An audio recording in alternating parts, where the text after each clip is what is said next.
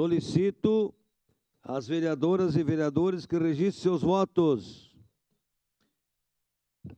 Como vota a vereadora Gladys Frisso?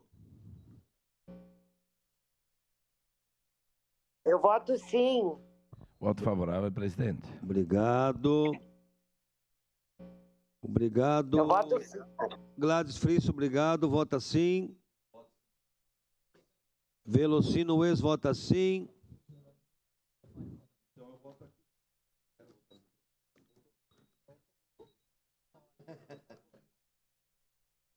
Estela Balardim, está ouvindo? Vereador Elisandro Fiuza da Silva, como vota?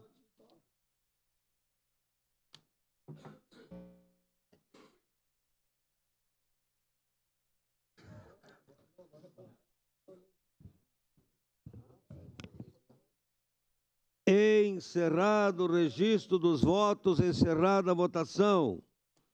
Projeto de lei número 57/2023 foi aprovado por unanimidade com ausências de Lucas Carinhato e Lucas Dil. E licença saúde, Estela Balardim. Registramos a presença